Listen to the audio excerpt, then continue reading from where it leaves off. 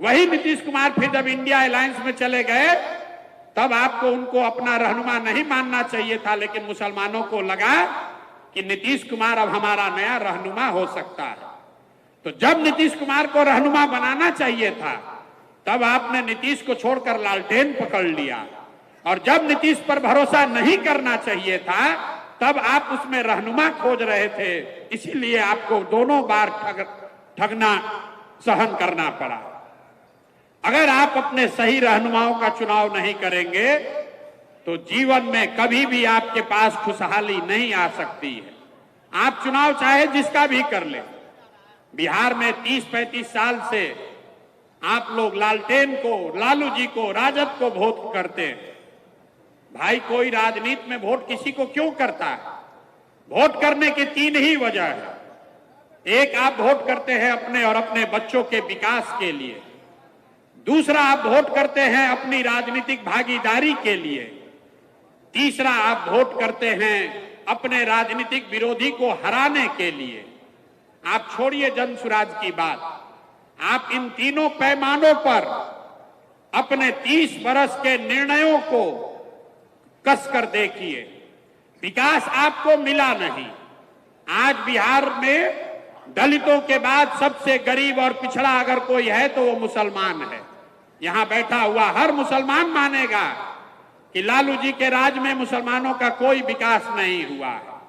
लेकिन फिर मुसलमान कहता है चलिए विकास नहीं हुआ, कम से कम हमको अपनी सुरक्षा है, हमारी भागीदारी है, हमारे दल की सरकार है। तो उस चीज को जांच कर देखिए।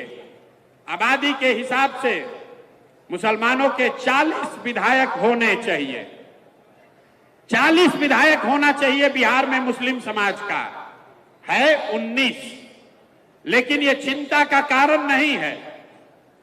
ये आपको चिंता का कारण लगता है कि मुसलमानों के विधायक 40 नहीं हैं। वो इसलिए नहीं है कि दल वाले आपको टिकट नहीं देते हैं। चिंता का कारण क्या है ये मैं आपको अभी बताता हूं। बिहार में आबादी के हिसाब से 1650 के आसपास मुखिया और सरपंच होने चाहिए, लेकिन बिहार में 1200 से कम मुखिया ही मुस्लिम समाज के हैं। बिहार में आबादी के हिसाब से 27,500 वार्ड सदस्य मुस्लिम होने चाहिए, हैं 11,000 से कम। ऐसा क्यों है? वहां तो आपको आरजेडी का टिकट का इंतजार नहीं करना है। ये आंकड़ा बता रहा है कि कहीं न कहीं मुस्लिम समाज में राजनीति को लेकर जो जागरूकता होनी चाहिए वो खत्म हो गई है। ये सबसे बड़ा नुकसान आपको आरजेडी में किया है। आपको विकास दिया या न दिया, आपको ये राजनीतिक मानसिक गुलामी दे दी, जिसमें ये बता दिया कि अगर जीवन में आगे बढ़ना है तो राजनीति हमको करने दो, हमारा झंडा लेकर पीछे जीवन भर चलते रहो।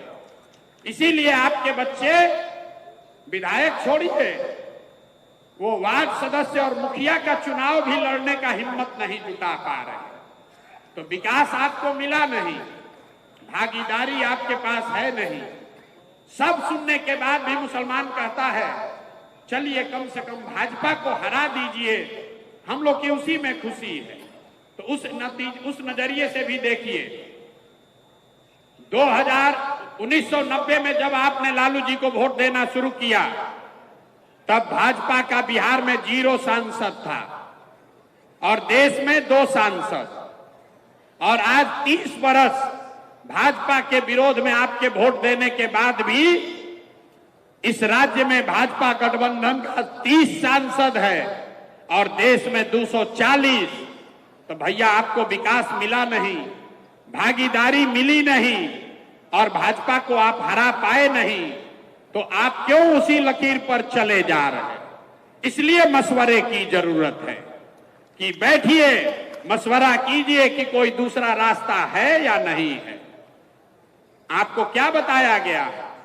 रास्ता न दिखे तो साहिबे अक्ल से जाकर मशवरा करो। साहिबे अक्ल से जो समझदार लोग हैं उनसे जाकर मशवरा करो। लेकिन मुसलमान आज मशवरा नहीं करना चाहता है, बैठा हुआ है, वो जद्दोजहद नहीं करना चाहता है। उसको भाजपा का डर दिखाकर ये राजनीतिक बंधुआ मजदूर बना दिया गया है, इसलिए ये जन सुराज की व्यवस्था बनाई जा रही है। अब हम आपको आपकी परिस्थिति पर चर्चा करने के लिए खाली नहीं बुलाए, आपको अभी इससे निकलने का रास्ता भी बताएंगे। आपके सामने अभी आंकड़े से वो रास्ता बताएंगे, आपको खुद दिखेगा कि कैसे आप अपने बच्चों की राजनीति में भागीदारी भी करा सकते हैं, विकास भी कर सकते हैं और भाजपा को मुकम्मल हरा भी सकते हैं। तो जिसको जिसको ये समझना है, अभी तक आप ये जानते हैं कि अगर भाजपा को हराना है तो MY समीकरण चाहिए। यही आपको बताया गया है पिछले 30 साल में। MY समीकरण होगा तो उससे हम लोग भाजपा को हरा देंगे, लेकिन उस सारे समीकरण से आप भाजपा को अभी तक नहीं हरा पाए। ऐसा क्यों? ऐसा इसलिए कि अब MY समीकरण कहीं बचा ही नहीं है। अब समीकरण है YM। जहां Y खड़ा होता है वहां पर मुकम्मल M समाज के, मुसलमान समाज के लोग उसको वोट देते हैं। लेकिन जैसे ही मुसलमान खड़ा होता है तो आधे से ज्यादा Y समाज के लोग हिंदू मुसलमान के नाम पर जाकर भाजपा को वोट देता है। अब तुरंत कोई कहेगा कि ये तो यादव लोग हमको धोखा दे रहे हैं। नहीं, ये यादवों की गलती नहीं है। अगर ये समीकरण आप सवर्ण के साथ, ब्राह्मण के साथ, दलित के साथ, कुशवाहा के साथ बना लीजिए तो भी यही होगा। जब वो खड़े होंगे तो आप उसको मुकम्मल वोट दीजिएगा, लेकिन जैसे ही आप खड़े होइएगा तो विचारधारा की तलवार से आधा लोग उसमें कट के हिंदू मुसलमान के नाम पर आपके खिलाफ में वोट करेगा। ऐसा क्यों है? ऐसा इसलिए है कि एक आंकड़ा याद रखिए, इस देश में भाजपा को 36% वोट आया है। इस देश में हिंदू रहते हैं 80%। ध्यान से इसको सुनिए, 80% इस देश में हिंदू रहते हैं और भाजपा को 36-37% वोट आया है।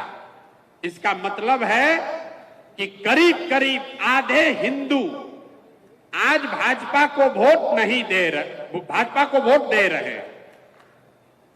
जो लोग भाजपा को वोट दे रहे हैं वो किसी एक जाति के नहीं हैं, वो सभी जातियों में हैं। इसका उदाहरण देखिए, बिहार में भाजपा को मोदी जी को वोट पड़ा है, लेकिन मोदी जी के जाति का कोई आदमी बिहार में नहीं रहता। वो लोग जो मोदी और भाजपा को बिहार में वोट देते हैं वो हिंदू मुस्लिम के विचारधारा से प्रभावित होकर उनको वोट देते हैं। इसी आंकड़े में आगे का रास्ता छुपा हुआ है। आपको समझना यह है कि वो कौन आधे हिंदू हैं जो भाजपा को आज वोट नहीं कर रहे। कभी कभी आप लोग उसको खोजने की कोशिश करते हैं तो किसी को वो यादव दिखता है, किसी को कुशवाहा दिखता है, किसी को दलित दिखता है। मैं आपको बता रहा हूं वो कौन हिंदू है जो भाजपा को वोट नहीं कर रहा। जो हिंदू गांधी जी की विचारधारा को मानने वाला है वो आज भाजपा के आज के विचारधारा से इत्तेफाक नहीं रखता है। जो हिंदू अंबेडकर, बाबा साहब अंबेडकर की विचारधारा को मानने वाला है वो भी भाजपा को वोट नहीं करता है। जो हिंदू कम्युनिस्ट विचारधारा को मानने वाला है वो हिंदू भी भाजपा को आज वोट नहीं करता है। और जो लोग जयप्रकाश और लोहिया के समाजवाद को मानने वाले हैं वो भी भाजपा को वोट नहीं करते हैं। तो इन चार विचारधारा के मानने वाले हिंदुओं को अगर आप इकट्ठा करें तो वो करीब करीब आधे हिंदू हुए। तो राजनीतिक सफलता का जो मंत्र है ये विचारधारा के आधार पर इन चार विचारधारा के मानने वाले हिंदुओं के साथ अगर 20% मुसलमानों का सामाजिक राजनीतिक गठजोड़ बना दिया जाए तो आप हुए 60, भाजपा हुई 40 और पूरा मुकम्मल उनको राजनीतिक शिकस्त दी जा सकती है।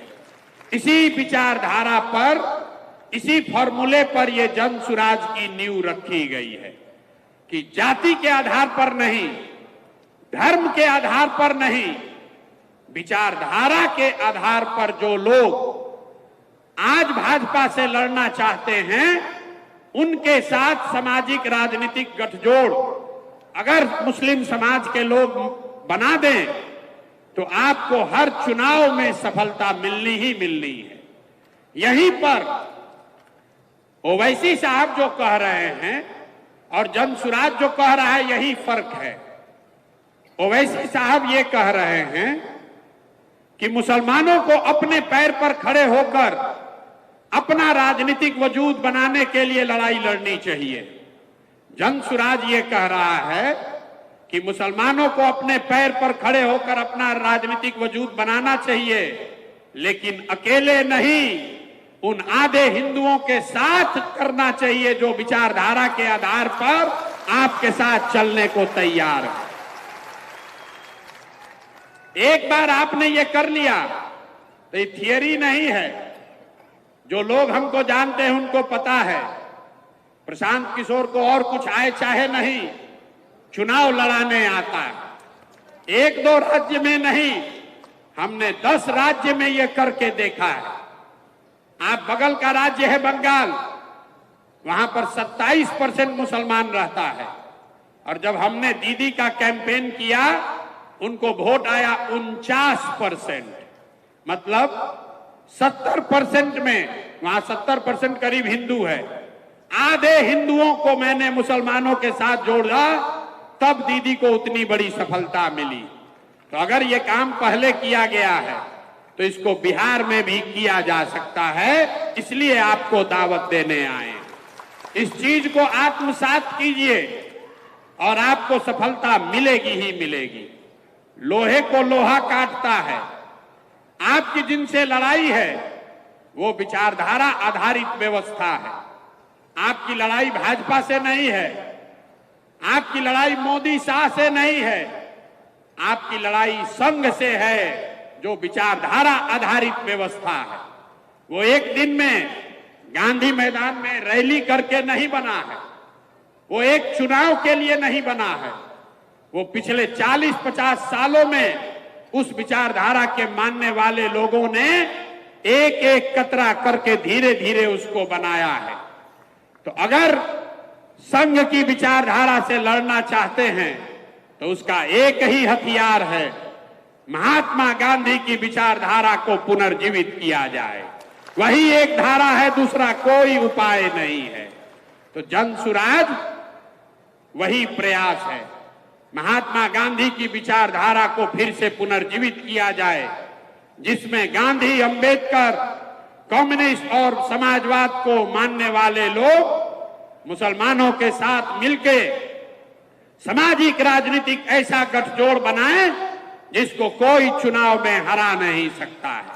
इसीलिए मैं रोज कहता हूं कि जीतेगा जन सुराज ही, जीतेगा जन सुराज ही।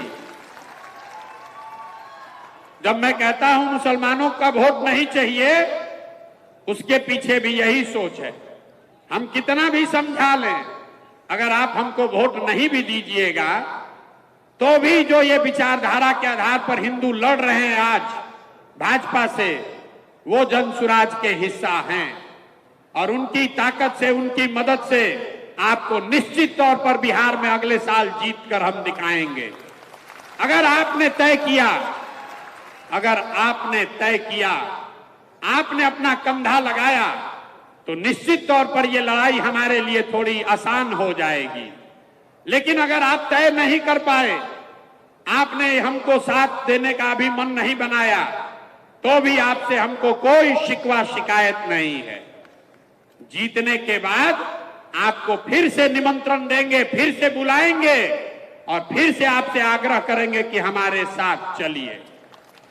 नमस्ते हमारे प्रिय दर्शकों, आप सबका हमारे चैनल में बहुत बहुत स्वागत है। आप लोग ऐसा ही हमारे साथ प्यार बनाए रखें और चैनल को ज़्यादा से ज़्यादा शेयर करें, लाइक करें, सपोर्ट करें, जिससे मुझे मोटिवेशन मिले और आप लोग के लिए ऐसा ही रेगुलर वीडियो डेली आते रहेगा। इसलिए आप हमारे चैनल को सब्सक्राइब करें। जय हिंद।